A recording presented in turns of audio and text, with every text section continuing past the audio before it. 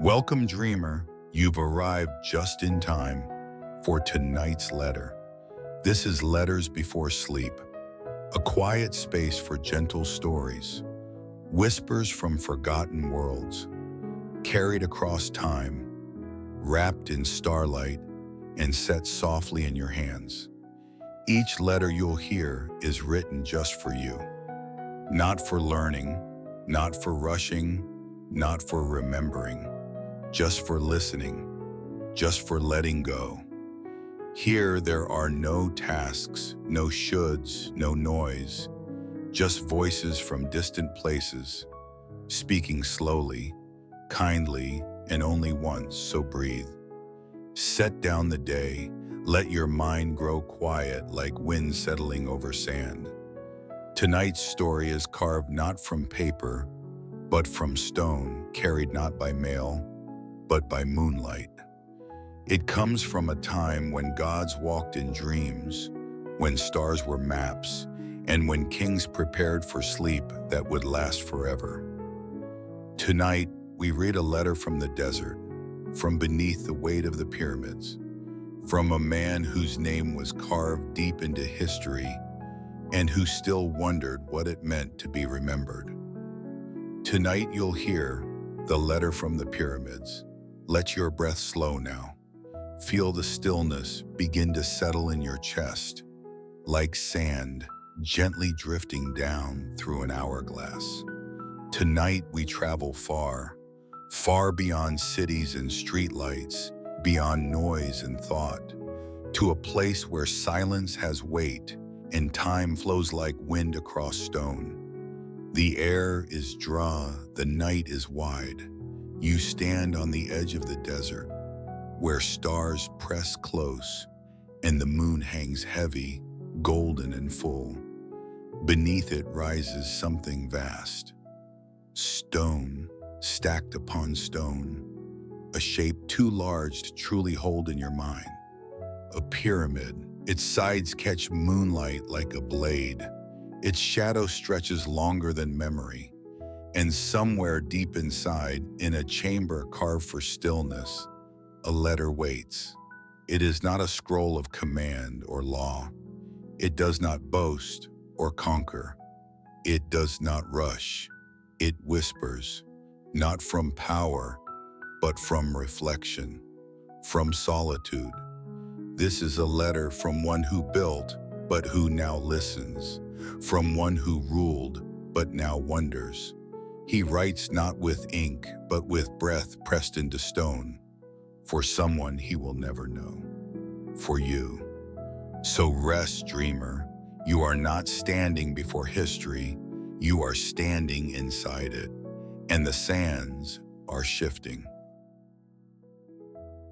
Let us drift back in time, not just hundreds, but thousands of years, long before clocks, before books, before even the wheel had reached every corner of the world. There was already a place of wonders, a place where stone spoke of eternity. It is the old kingdom of ancient Egypt, nearly 4,500 years ago. When the sun was a god, the river was life, and the desert held secrets older than language. The Nile flows through the land like a blue ribbon, quiet, slow, faithful. Every season it floods, and when it retreats, it leaves behind rich black soil. That soil feeds the people, and the people build. At the edge of that life-giving river, far out where the land turns gold and rise the pyramids. Not one, but many. Tombs for kings, monuments for gods, messages to the stars. The largest among them, the Great Pyramid of Giza, will one day be counted among the wonders of the world. It is built from over 2 million blocks of limestone, some heavier than a small boat. They are moved by hand, by ramps, by will, by tens of thousands of workers, skilled laborers, craftsmen, and farmers, called to the task during the months when the Nile floods and farming pauses. They are paid in bread, beer, and salt. They live in stone villages near the work site. They sing as they lift. They write prayers on the stone blocks before setting them in place. And all the while above them in the palace shaded by palm trees, a pharaoh watches his dream rise. But what does he dream of? Immortality, glory, or something quieter? In this story, the pharaoh does not speak as a god. He writes as a man nearing the end of his reign, who wonders if stone can hold memory, who questions whether legacy is weight or light. He writes a letter not to history, but to you. And tonight, we read it. His name is Khufu. To the world, he is Pharaoh, son of Seneferu, builder of monuments, chosen of the gods. But tonight, he writes simply as a man, not seated on a throne, not holding a scepter, but alone by a single flame in a chamber carved deep within stone. The air is cool here, thick with quiet. Even the desert winds cannot reach this far. He dips a reed brush into ink made from soot and river water and begins a letter. Not to a priest, not to a successor, but to someone far beyond his time, to someone he will never meet, to you. He does not write of conquest. He does not list his titles. He does not count the stones. Instead, he writes of wonder, of questions left unanswered, of the shape a life takes when it is chiseled into something larger than itself.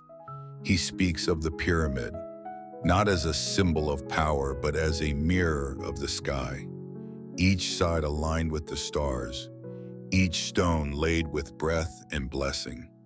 He remembers the workers, sunburned and singing, hauling limestone under a blue and endless sky.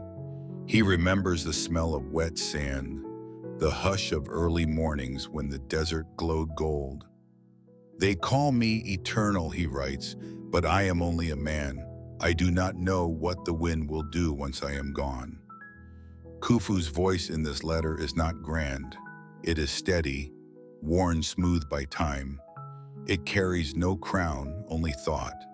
He speaks of the tomb as not a resting place, but a reminder that even the great must return to the earth, that even a name carved in stone will one day fade. And yet, he writes anyway. Perhaps the stone will forget me, he says, but perhaps you will remember, not my deeds, but my breath, my silence, this moment. He folds the letter not with ceremony, but with care, like tucking a dream beneath a pillow of sand. And now, you are the one who finds it. They say this pyramid will last forever. I've heard those words many times from priests, architects, even the workers who stack the stone.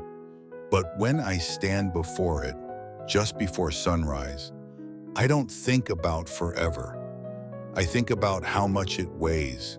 Not just the stone, though each block is heavier than a full cart of grain, but the weight of what we've done here, what we've built, and what it means.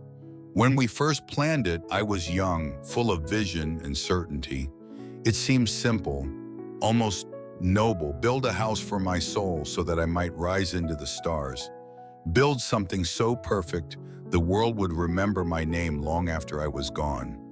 That was many years ago. Now, the pyramid is nearly complete, and I am no longer young. I visit the site often, quietly, usually before the workers arrive. The guards don't question me anymore. They know that when I walk alone toward the base wrapped in plain linen, I'm not coming as Pharaoh. I'm coming as someone trying to understand what this monument has become. The work never truly stops. Even in the dry season, even when the sun beats down hard enough to split the earth, the builders come. They climb the ramps with rope burns on their hands. They chant together to move the stone in rhythm, balancing it on wooden sledges. There's a kind of grace to it, not elegant, but steady, focused. You can hear the songs from across the plain, rising with the dust. Sometimes I just sit on the edge of the quarry and listen. It's not what people expect from me, I suppose, but there's something in those voices that reminds me why I ordered this built in the first place. I used to think the pyramid was for me, a monument to my life, a passage into the afterlife, a place where my soul would travel to join the gods.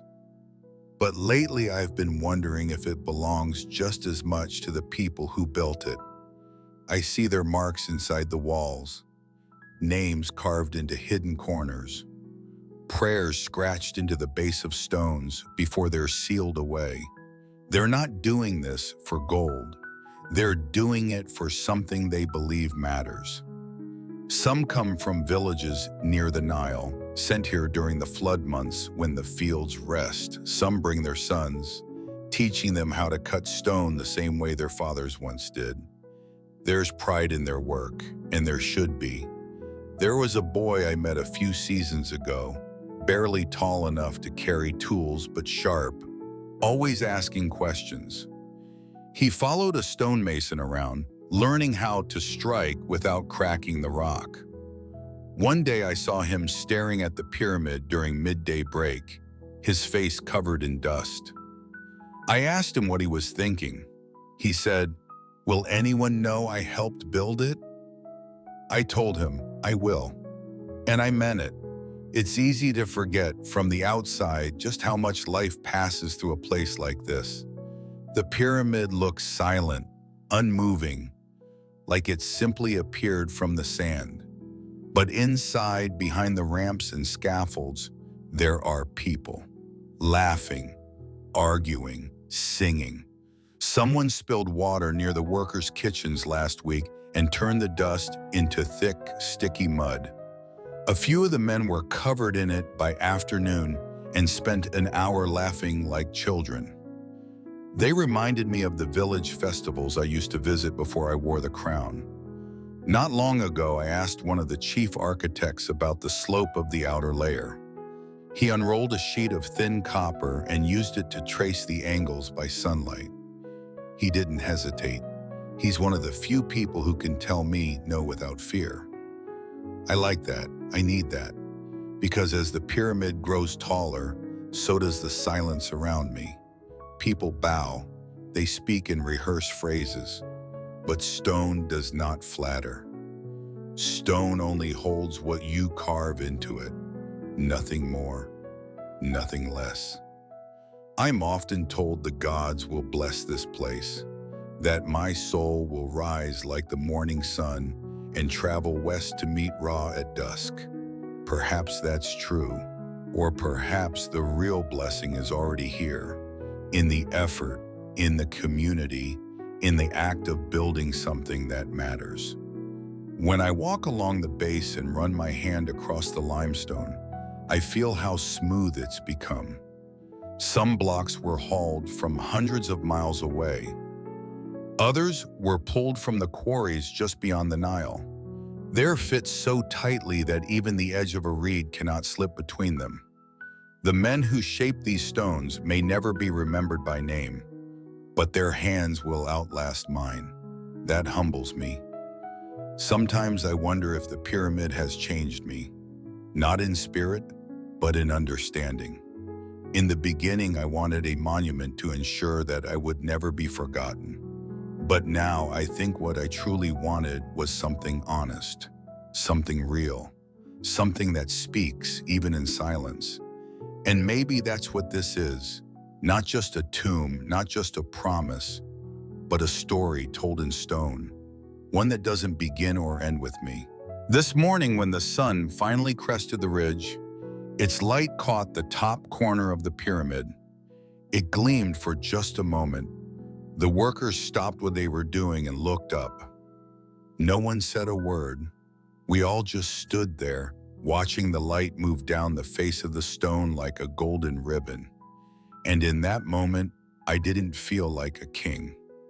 I felt like part of something larger, something that will keep growing even when I'm gone. That's why I write this, not for power, not for memory, just so someone somewhere might know what this really was. And maybe you'll carry it with you, even if you forget my name. When people speak of this place, they talk about the stone, the height, the geometry, the scale, but I think more often about the people, the ones who make the stone move. There are thousands of them, working in rotations, living in camps not far from the plateau. It's easy to forget that from the outside. From a distance, the pyramid looks like it rose from the sand on its own. But it didn't. It rose with hands and stories and small, unseen moments. I've walked through the workers' village many times, not as Pharaoh, but in plain robes when no one's paying attention. The village is always full of life. Even during the quiet season, someone's always mending something. Tools, tents, sandals, cooking pots. Children chase each other between huts. Bread bakes in sun-warmed ovens made of mud and straw. The smell of onions and lentils clings to the wind. They live simply, but not without joy. There's laughter here. Music, too. At night, I've heard men playing flutes made from reeds, and others tapping out rhythms on empty jars. They rest their bodies after days of lifting, dragging, stacking. But their spirits are alive. Most of the workers aren't laboring here all year. They come during the months when the Nile floods their farms, when there's little to plant and the fields are underwater. Here they earn their keep in bread, beer, dried fish, and salt. Some bring families, some bring stories, some bring songs that become the rhythm of the work. There's a man I remember, strong, broad-shouldered, always humming. His skin was always covered in fine dust, like he wore the stone itself. He worked a quarry near the south side. One morning I watched him guide a block into place with such care, you would have thought he was laying a stone in his own home. He paused, set his palm on it, whispered something I couldn't hear, and then stepped back. I asked the foreman what he said. He prays to his ancestors, the man told me. Every time, just a few words, he says the stones remember. I never forgot that. You'd be surprised how much the workers know about what they're building. They understand that this isn't just a wall or a tomb. They know it's meant to last, and they build with that in mind. There are carving teams who shape the outer blocks to fit without mortar. There are rope haulers who train their shoulders daily to avoid injury. There are men who specialize in moving sledges across sand with just enough water to reduce friction. Not too much, or the sled sinks. Not too little, or it grinds to a halt. This is knowledge passed down, not from scrolls, but from fathers to sons, from one sun's season to the next. I met a pair of brothers last month, one laying stone, the other cooking for the crew. They came from a village north of Heliopolis. When I asked why they joined the crew, they said, "We wanted to be part of something that will still be standing when we're gone." That stuck with me because I used to think only kings thought like that. But I was wrong. There's also the caretakers, those who mend sandals, repair harnesses, shape new copper chisels. Some of the women here do stitching, tend to wounds, grind flour from emmer wheat. There's a healer who learned to set bones using only linen and honey. People call her grandmother, though she isn't related to anyone by blood. And yet she knows everyone's name. Sometimes the workers joke about what they'll tell their children one day, how they helped build the pyramid, how they lifted the pharaoh's soul toward the stars. I like to think that too, that their names, even if not carved in stone, are carried forward in the hands of those who come next. I once saw a young apprentice fall during a climb. Not a great height. He scraped his arm badly, but nothing worse. Still, the whole team stopped. 3 men ran to him. One gave him water, another wrapped the wound. No one shouted. No one blamed him. They just helped. That's the kind of place this is. Not perfect, not gentle, but full of quiet respect. There are moments that don't make their way into temple records, moments that would never be chiseled into monument walls. But they are the ones I remember most, like the time a foreman let his crew go early because the heat had gotten too sharp, and one of them had lost a brother in the village. Or the day the crew paused at midday, not to rest, but to look up at a hawk circling overhead, believing it was a sign from Horus. These small things, they don't stop the pyramid from rising, but they make it mean something. When I return to the palace, my advisors tell me how many blocks were placed that day, how many tools were worn down, how many oxen need replacement. But I think more about the man who writes poetry into the dust with a stick during lunch, or the group who sings while pushing the sledges uphill, just to keep the rhythm. You can't measure that on a scroll, but you can feel it in the stone. That's what I think about now. Not just the scale of the pyramid, but the humanity inside it. Every mark, every groove, every line, touched by someone who believed it mattered. Even if they'll never be remembered, even if no one ever says their name again, they were here, and that means something. I used to think I was building this place for myself. Now I think I'm building it for them too. Because if a king is remembered, but those who lifted him are forgotten, what kind of memory is that? And if you are reading this, if you are listening, then you know now this pyramid wasn't built by gods. It was built by people. There are few things in this world I trust more than the river. Long before I wore the crown, before anyone carved my name into stone, the Nile flowed. And it will keep flowing long after even the last block of this pyramid has crumbled to dust. It rises and falls like breath, and in that rhythm, we live. The workers say that when the river floods, it brings not just water, but memory. They watch the waters rise each year, swallowing the fields for a time, then retreating slowly, leaving behind black earth rich enough to feed an empire. We call that season Akhet, the time of inundation. To most, it marks the pause in farming. To us, it marks the beginning of building. That's when they come. The farmers, potters, fishers, and herdsmen from villages all along the floodplain.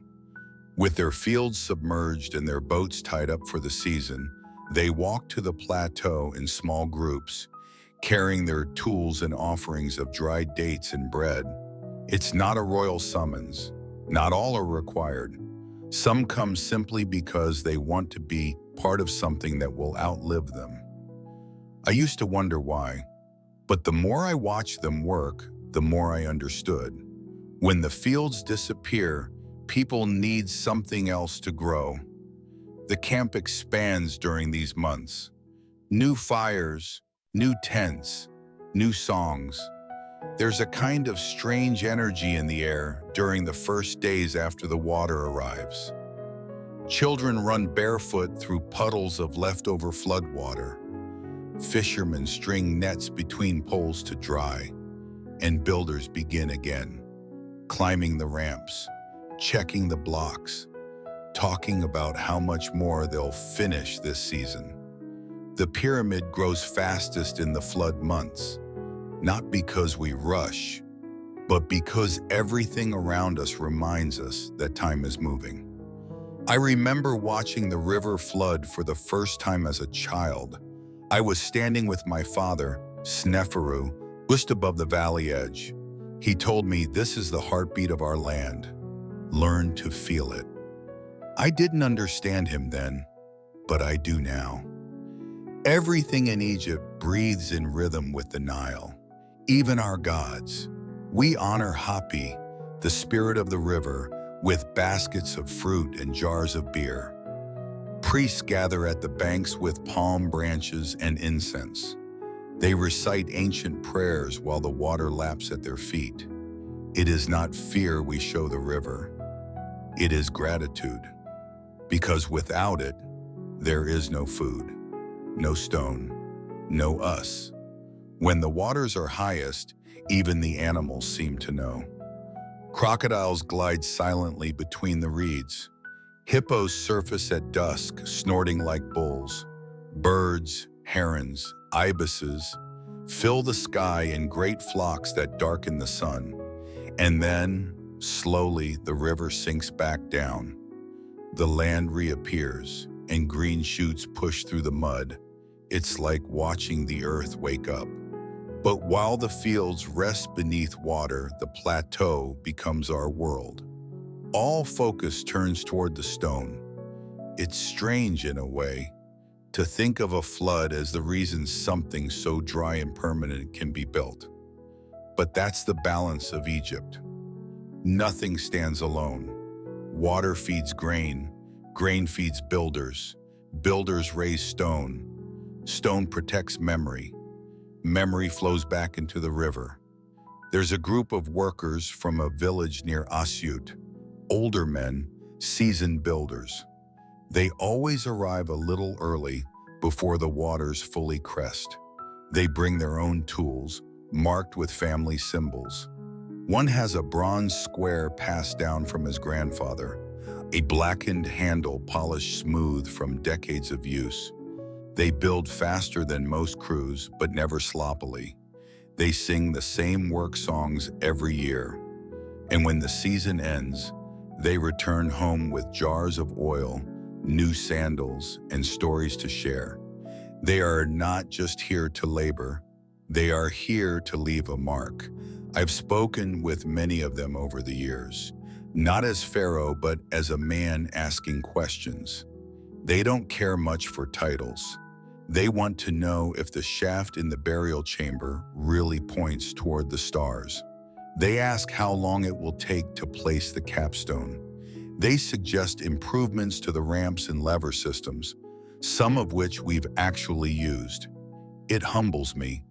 These men may never wear gold, but their minds are sharp, their work precise, their understanding deeper than most scholars in the temple libraries. And all of this movement, this rhythm, this labor, is built around a river. A single ribbon of water that splits the desert and carries life from the far mountains to the sea. You cannot understand this land without the Nile. And you cannot understand this pyramid without the men who come when the Nile says it is time. When the sun sets and the river turns to copper, I sometimes walk the bank alone.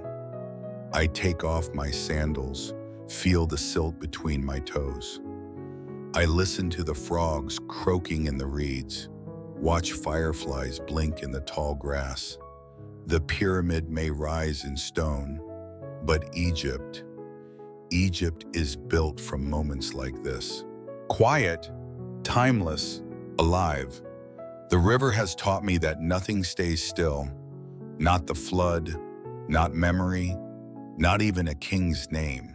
All things move eventually. And that perhaps is not something to fear.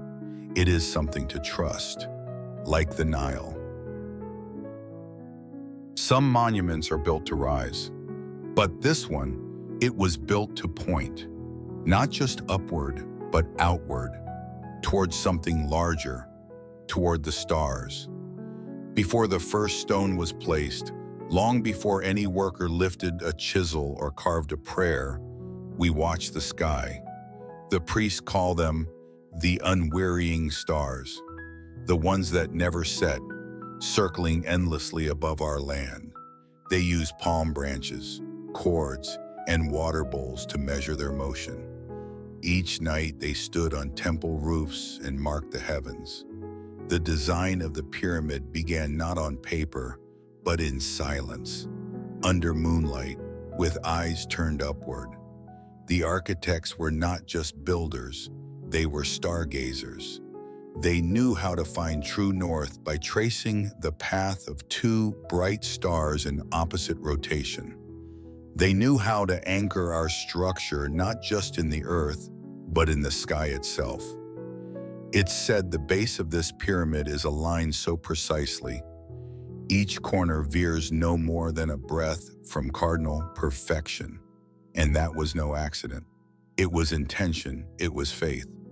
One of the high priests once told me, "You are not building a tomb, you are building a map." He believed, as many did, that our soul would rise after death, not to the west, not into the sand, but into the stars, specifically to a region near Orion's belt. They say Osiris, god of the afterlife, lives there, that the soul must follow the celestial path to join him, that our destiny lies not buried but lifted into the firmament. That's why the inner shafts of the pyramid were carved at such careful angles. One points toward the belt of Orion, another toward Sirius, the brightest star in the sky. It's said they are stairways for the soul, for the king. I don't know if I believe everything the priests say, but I believe in meaning. I believe that things made with care are more than just things. They're messages. And even if no one remembers the language, they might still feel what it was trying to say. One of the stargazers I worked with was a quiet man named Nefer. He rarely spoke in court, always seemed to be watching shadows more than people. He once told me that a single mistake in the star calculations could throw off the whole structure, make the soul miss its path forever. That frightened me at first, but then I realized something. They weren't doing this for glory. They were doing it because they believed it was right. Because for them, the sky wasn't just a backdrop, it was a destination. At night, after the day's labor ends, I sometimes climb to the upper scaffolds and lie on my back, staring at the constellations. They don't move quickly. You can watch one for what feels like an hour before it shifts. But they move, just like us, maybe slower, maybe more patiently, but still we are all in motion. I once dreamed I was walking up the shaft of the pyramid, but instead of stone, it was made of starlight. Each step was weightless. The walls shimmered like water. At the end, I saw no throne, no gaze, just silence, and it was peaceful. I think that's what many don't understand about kingship. It isn't about gold or praise, not for me at least. It's about trying to leave behind something that holds still in a world that doesn't, something to mark where we were, what we thought, what we hoped for. Even if we never reached the stars, we built something that tried. There are days when I look at the finished chambers inside the pyramid, and I forget they're meant for me. The walls are smooth now, the air is dry. No wind, no insects, no sound at all, just stillness. And in that stillness, I feel something sacred. Not because it's my tomb, but because of what it points to. It's not a box, it's a compass. The workers may not know the names of the stars, but they know how to follow them. They can tell when Sirius will rise and when Orion will shift closer to the horizon. They say, if the stars move, so must we. That is what this pyramid is to me now, not just a monument to a king, not just stone and sweat, but direction, a reminder that there is something beyond the land, beyond the court, beyond even memory, that we are part of a sky so wide and old that our lives are but sparks beneath it. but even a spark can be seen from far away. When I was young, I believed a name could last forever. That's what they tell you when you wear the crown, that your name, carved into stone, spoken in temples, will never fade, that it will echo through time like a voice carried on the wind. But now, as I sit with this letter in the stillness of my chamber, I'm not so sure I think names are lighter than we imagine, easier to lift, easier to lose. They carved my name deep into the granite of the king's chamber. They painted it in red ochre on blocks laid by the quarry teams. They etched it into seals and jars and painted statues placed in hidden rooms beneath the pyramid. But even stone weathers, even ink fades, and even the greatest kings are forgotten eventually. Sometimes I wonder who will find those marks centuries from now. If anyone will still read our language, if they'll say my name the way it was meant to be said, or if it'll just be a symbol, a mystery. There's a story I heard once from a foreman on the western scaffold. He said some of the workers had started leaving marks of their own inside the blocks. Not prayers this time, but jokes. One group carved a tiny cat chasing a bird. Another wrote, "This side up." Someone etched a full name, Meru, son of Charu, laid this stone. No one was told to stop them. I didn't want them to, because maybe those little marks matter just as much as mine, maybe more. I've started to wonder, what if the pyramid outlasts the idea of me? What if one day someone sees it and doesn't ask who built it? Only when that used to worry me. But now I think there's some peace in it, because maybe the real legacy isn't the name. Maybe it's the feeling left behind. There are parts of this structure I haven't seen in months. Corridors too narrow, chambers too dark. I don't need to see them anymore. I know they're there. I trust the hands that built them. And that belief in something built by many for the sake of something greater. That might be the real meaning of a name. Not what it says, but what it represents. My own father, Pharaoh, built pyramids too. Many of them. They still stand. The bent pyramid, the red pyramid, each with its own beauty, each a lesson in how to shape stone toward the sky. I used to walk through his chambers and feel awe. Now I walk through my own and feel something different. Not pride, not fear, just quiet. A quiet that feels full, not empty. There's an old man in the workers' village who sharpens tools. He's not on the payroll anymore, but he still shows up every morning, sits by the path with his stone and his tea, and sharpens blades for anyone who asks. He doesn't talk much, but he once said to me, "If a blade is made well, it doesn't need to be remembered. It just needs to do its work." I think about that often, because maybe a king is like a blade. Maybe we're not meant to last as names, just as something that helps shape the world, even for a little while. Sometimes, at night, I walk the outer path alone. I place my hand against the stone and think of all the people who have touched it. Not just the builders, but the curious, the proud, the tired, the lost. And I think, maybe I built this for them too, not to be worshipped, but to be seen, to be wondered about. To remind someone someday that a human being once stood here, looked at the stars and asked, "Will anything I do matter?" My scribes will tell stories of my victories. My court will remember my voice in decree. But this letter, this is something else. This is the part of me that never wore a crown, the part that walked barefoot in the early morning dust, the part that sat in the workers' mess to eat bread and lentils, The part that watched the sun rise over limestone and felt small in the best possible way. If you've read this far or listened, then you already know more than most. You know that I was a man, not just a symbol, that I questioned, that I watched, that I wrote this letter not for legacy, but for honesty. So if my name fades, if the winds carry it away and the carvings crumble, so be it. Let the pyramids stand. Let the stars shift. Let time do its work. But if even a piece of this story stays with you, then maybe that's enough.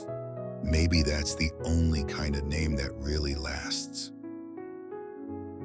I used to believe the pyramid would define me, that if it stood long enough, high enough, solid enough, it would carry my soul across the ages and hold it there. Unchanging, but I know now I am not the stone. I am the breath that shaped it, the thought behind the line, the silence after the last chisel strike. When I walk the edge of the plateau at dusk, I no longer see a monument.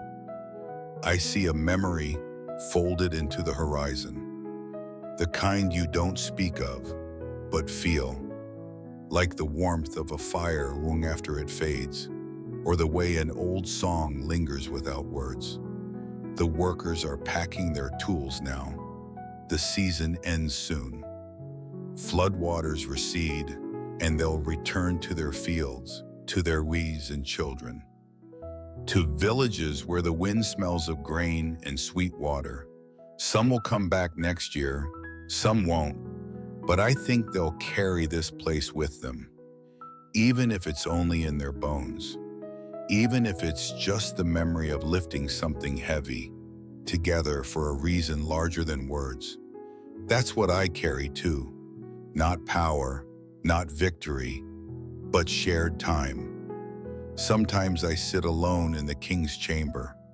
No guards, no light, just me in the stillness. The air is dry and close. The walls curve slightly inward, just as they were designed to. The ceiling rises like a vault above, layered with granite beams that groan softly when the temperature changes.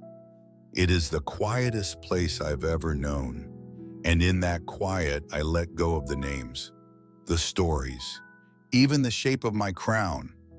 What remains is enough. They will one day call this a tomb, but to me it's something simpler. It's a place to rest, not just the body but everything else. The noise, the questions, the weight we carry from one day to the next. I think we all build our own pyramids in some way. Structures meant to hold us, meant to prove we were here. But I wonder, maybe we don't need to be remembered to have mattered. Maybe presence itself was enough. The stars are bright tonight. I can see Orion rising just over the ridge. Sirius, low on the horizon, flickering like a heartbeat.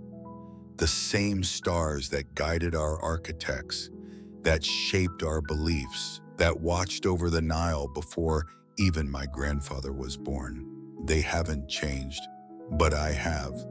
When I was young, I thought greatness was something you forced into the world, a mark pressed into the clay of time. Now I think it's something quieter. A kindness passed forward, a steady hand on the rope, a letter left behind. I used to ask, will I be remembered? But now I ask, was I present? Did I see the people who built this? Did I hear the wind in the stones? Did I taste the bread and feel the sun? I did, and so I rest easy. To you, listener, dreamer, reader of this letter, you are far from my world, and yet, in this moment, we are close. You have heard the voice I left behind, not to command, not to impress, but to share something soft, a thought, a breath, a flicker of light across time. I hope wherever you are, you can feel the quiet that lives in this stone, that you can carry it with you like warmth in your hands, not heavy, not loud, just gentle. The stars continue their slow arc across the sky. The winds smooth the edges of the plateau. The river below swells and recedes again and again.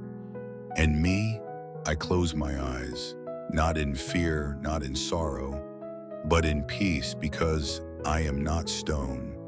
I am only human, and that is enough. You've heard the letter now. Let the words settle, like sand at the bottom of a quiet river. There's nothing more you need to do, nothing to hold on to, no thoughts to chase. Just breathe, slowly in and gently out.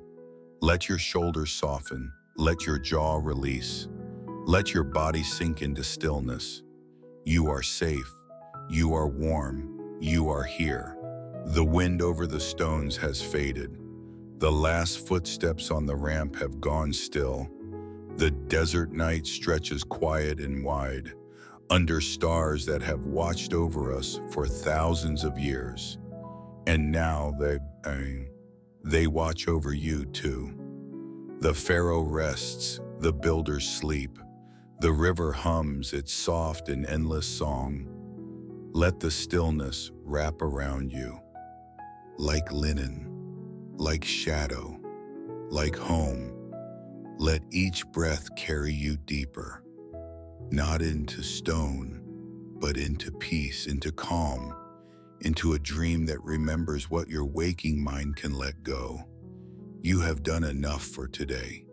There is nothing left to build, nothing left to carry. Even the past, even the future can wait. Right now, there is only this soft moment, this slow rhythm, this space between stars. Sleep, dreamer, let the letter drift back into silence. The story will wait for you. The next one is already on its way. For now, just rest.